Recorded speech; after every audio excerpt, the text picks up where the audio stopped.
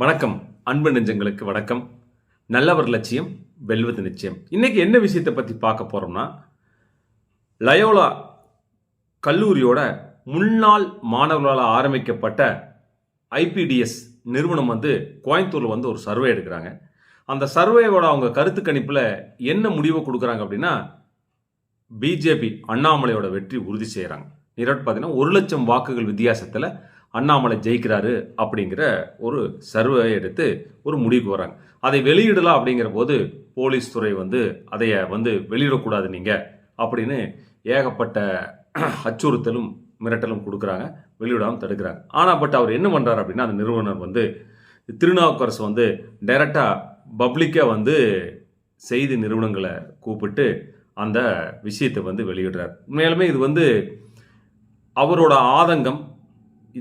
ஏன் இத்தனை நாளாக என்னை இப்படி செய்யாத ஒரு அரசாங்கம் இன்னைக்கு ஏன் கட்டுப்படுத்துது அப்படிங்கிற அவரோட மன குமுறை நம்ம பார்க்க முடியுது. அது உண்மையாலுமே நம்மளுக்கு சங்கடமாக இருக்குது. அவர் அந்த சர்வேயில் அவரோட கருத்து கணிப்புகள் என்ன சொல்லுது அப்படிங்கிறத நம்ம பார்க்கலாம். நன்றி. 16 தேதி டைம் இருக்கு மேடம், சரிங்களா? 16 தேதிக்கு பிறகு 17ஆம் தேதி தான் விடக்கூடாதுன்னு சொல்லியிருக்காங்க. ஸோ 48 மணி நேரம். நான் 17ஆம் தேதிக்கு பிறகு தான் சென்னையில் லயோலா கல்லூரி முன்னாள் கருத்து கணிக்கிற பேரில் ஐபிஎஸ் நிறுவனம் ஒரு கார்பரேட் கம்பெனியாக நடத்திட்டு இருக்கேன். கிட்டத்தட்ட இதுவரை 48 ஆய்வுகள் இதுவரை விட்டுருக்கேன் மேடம். பர்மிஷன் 16 தேதிக்கு பிறகு தான் பர்மிஷன் டாக்குமெண்ட் இருக்கா? 16 தேதி டைம் இருக்கு. அது இல்லைன்னா கேளுங்க, நான் கட்டுப்படுறேன், சட்டத்தை கட்டுப்படுறேன். நான் ஒரு வழக்கறிஞர் கூட, சென்னை வழக்கறிஞர் கூட நான் கட்டுப்படுறேன், சட்டத்தை கட்டுப்படுறேன். இங்க ஒரு சாமானிய ஒரு இதை நான் பதிவு பண்ணி தமிழ்னா பிரசாந்த் கிஷோர் ஏத்துக்குவானுங்க, பெண்ணர் ஏத்துக்குவான். நான் தமிழன் அவளுக்கு இதா போச்சா? ஏன் இருக்கிறத சொல்லக்கூடாது, உண்மையை சொல்லக்கூடாதா? ஏன் பொய்ய மூடி மறைக்கணுமா? What is democracy? இந்த நாடு ரோட்ல கொடுக்க வேண்டிய நிலைமை இருக்கு. கிட்டத்தட்ட 2004 சென்னை லயோலா கல்லூரி முன்னாள் சேர்ந்து உருவாக்கப்பட்ட ஒரு நிறுவனம். கிட்டத்தட்ட 48 ஆய்வுகள் எதிர்த்து விட்டுருக்கேன். இன்றைக்கு காவல்துறை என்னை இந்த மாதிரி ஒரு சர்வே விடப்படக்கூடாதுன்றது சட்ட தேர்தல் ஆணையம் என்ன சொல்லுதுன்னா, 16ஆம் தேதி வரையும் தேர்தல் ஆணையம் சர்வே விடலாம்னு சொல்லப்பட்டிருக்கு.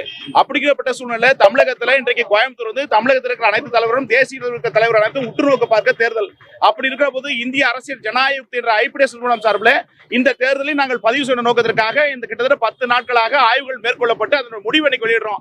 இதுல இன்னைக்கு காவல்துறை இன்னைக்கு வெளியிடப்படக்கூடாது, ரத்து செய்யப்படும் சொல்றது மிக கண்டிக்க விஷயம். இது ஜனநாயகத்தில் வாழ்றோமா இல்ல சதுரண்ட வாழ்றோமா கேள்விக்குறியா இருக்கு. இன்னைக்கு ரோட்ல கொடுக்க வேண்டிய நிலைமை இருக்கு. 2004 தொடங்கி இதுவரை இந்த மாதிரி நிலைமை நடந்தல.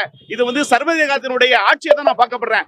இதுதான் இந்த கோயம்புத்தூர் தொகுதியினுடைய கலாய்வு முடிவு வெளியிடப்பட்டிருக்கேன். கிட்டத்தட்ட பாத்தீங்கன்னா அண்ணாமலை அவர்கள் பாத்தீங்கன்னா 38.9% வாக்குகளையும், கணபதி அவர்கள் பாத்தீங்கன்னா 33.4%, 18.5% அதிமுகவும், 6.8 களமணி அவர்களும், அதர்ஸ் 2.4. இன்றைக்கு சவாலிட்டு சொல்கிறேன், என்னை இந்த அளவுக்கு மனவேதனைப்படுத்திய காவல்துறை மூலமாக சொல்கிறேன், இந்த வர தேர்தலில் தமிழகத்தில் இல்லாத அளவிற்கு 1 லட்சம் வாக்கு வித்தியாசத்தில் பாரதிய ஜனதாவுடைய அண்ணாமலை அவர்கள் வெற்றி பெறும் என்பதை நான் உறுதி பண்ண. இல்லைன்னா என் நிறுவனத்தை கழிச்சுட்டு போறேன். எப்போ ஒரு காவல்துறை இந்த அளவுக்கு ஒரு மோசமான நிலைமை நடைபெற்றாங்களோ, இன்றைக்கு நான் சொல்கிறேன், என் நிறுவனத்தின் மூலமாக சவால் விட்டு சொல்கிறேன், வருகிற தேர்தலில் அண்ணாமலை அவர்கள் பாஜகவுடைய அணி வெற்றி பெறும் என்பதிலே உண்மையாக சொல்கிறேன். கிட்டத்தட்ட என்னுடைய ஆய்வு 48 ஆய்வுகள் விடப்பட்டிருக்கேன். ஆனா இன்னும் இரிட்டேட் பண்ணி நம்ம மனசை சங்கடப்படுத்துற ஒரு விஷயத்தை காவல்துறை செய்யிருக்கு. இந்த கோயம்புத்தூர் தொகுதி பாஜக வெற்றி பெறும். மக்கள் எல்லாமே ஆர்வமா இருக்காங்க, ஓட்டு போட தயாரா இருக்காங்க. பாஜகவுடைய அண்ணாமலை அவர்கள் முதலிடத்தில் இருக்கிறார். 38.9% வாக்குகளை பெற்று வெற்றி பெற வாய்ப்பு இருக்கிறது. இன்னைக்கு நிச்சயமா சொல்றேன், இந்த தேர்தலிலே என்னுடைய ஆய்வு தோற்றா நான் என்னுடைய நிறுவனத்தை கழிச்சிட்டு போறேன். எழுதி வச்சுங்க, நாவுக்கு சொல்லிட்டு போறேன். இந்த ஆய்வு எவ்வளவு பேர் 4000 நபர்களை சந்திக்கப்பட்டிருக்கோம். கிட்டத்தட்ட 10 நாள் தொகுதி வாரியாக சிங்கநல்லூர், பல்லடம், கவுண்டபாளையம், கோவை தெற்கு, கோவை நார்த்து, அப்புறம் பாத்தீங்கன்னா இந்த 6 தொகுதிகளும் கலாய்வு மேற்கொள்ளப்பட்டு கவுண்டபாளையம் உட்பட இந்த 6 தொகுதியிலும் மேற்கொள்ளப்பட்டு 3281 நபர்களை சந்திக்கப்பட்டிருக்கோம். சந்திக்கப்பட்டு விடப்பட்ட ஆய்வு. இந்த ஆய்வு நிச்சயமாக வெற்றி பெறும். இந்த ஆய்வு வெற்றி பெறனா என்னுடைய ஐபிஎஸ் நிறுவனத்தை நான் கழிச்சு போறேன். எப்ப காவல்துறை சொல்றேன், சவால் விட்டு சொல்கிறேன், இது ஜனநாயகத்திற்கு முரண்பான செயல். 10 நாளா எடுத்துருக்கோம். எல்லா வயசு வரையா 18 வயசு, 20 வயசு, அதுக்கடுத்து 30 வயசு கூட்டப்பட்டங்க, 45 வயசு கூட்டப்பட்டங்க, 60 வயசு கூட்டப்பட்ட அனைத்து மக்களையும் சந்திக்கப்பட்டு வாக்கள் தகவல் சேகரிக்கப்பட்டிருக்கோம். அதனுடைய முடிவு தான் விளப்படுறேன். ஏன் இந்த தொகுதி விடுறேன்னு சொன்னா, தமிழகத்தில் இருக்கிற, தேசியம் இருக்கிற உன்னிப்பா பார்க்கப்படுவது கோவை தொகுதி இருக்கிறது. நான் கிட்டத்தட்ட 25 ஆண்டுகளாக இந்த களப்பணியில் ஈடுபட்டு நபர். அப்படி இருக்கிற போது இந்த தொகுதியில் யார் வெற்றி பெற நோக்கத்திற்காக இன்றைக்கு பதிவிட நோக்கத்திற்காக இன்னைக்கு கோயம்புத்தூர்ல வந்து இது பண்ணிட்டு இருக்கோம். 10 நாளா வந்து அப்படி வெளியிட்ட போது எங்களுக்கு சொந்த உழைப்பை போட்டு சொந்த கஷ்டப்பட்டு நாங்க வந்து இன்னைக்கு சேகரிக்கப்பட்டு இன்னைக்கு 14 வரையும் டைம் இருக்கு. 14 டைம் இருக்க போது இன்னைக்கு விடலாம் தவறு கிடையாது. 14 தேதிக்கு பிறகு வந்து 48 மணி நேரம் கேடு. 17ஆம் தேதிக்கு பிறகு தான் விடப்படக்கூடாது தேர்தல் ஆணைய ரூல்ஸ். அப்படின்ற போது காவல்துறை வந்து திட்டமிட்டு பிரஸ் கிளப்ல வந்து பாத்தீங்கன்னா நீங்க ரத்து செய்யணும், எங்களுக்கு தெரியாம ரத்து செய்யணும்னு சொல்லியிருக்காங்க. அது மட்டும் இல்லாம இன்னைக்கு வந்து இந்த இதை வெளியிடப்படக்கூடாதுன்னு சொல்றதுல ரோட்ல இருந்து வெளியிட்டு இருக்கு. இதுதான் ஜனநாயகத்தினுடைய நட்சத்திரமா இருக்கு. இதுதான் நாடு, இதுதான் Tamil Nadu, democracy of Tamil Nadu election. இப்ப நீங்க தேர்தல் அறிக்கை வெளியிடறதுக்கு முன்னாடி நீங்க வந்து கட்சி சார்பு எந்த கட்சி? ஐபிஎஸ் நிறுவனம் சார், பிரைவேட் லிமிடெட் சார், தனியார் நிறுவனம் சார்.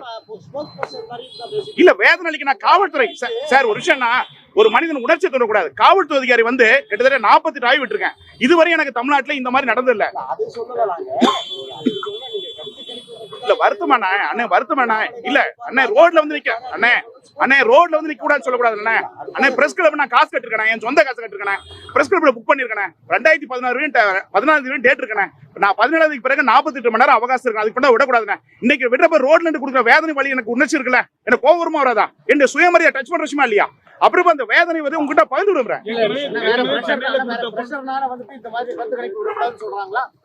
ஆமா, நேத்து துன்புறுத்தல் தொலை போன்ல அத்தனை டார்ச்சல். இது நான் என்ன கேட்கிறேன், நான் 2004 இருந்து விடுறேன்.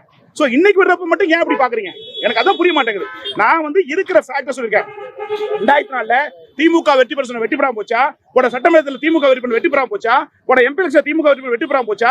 5 மாநிலத்தில் சொன்ன வெற்றி பெறாம போச்சா? ஈரோடு எலெக்ஷன் சொன்ன வெற்றி பெறாம போச்சா?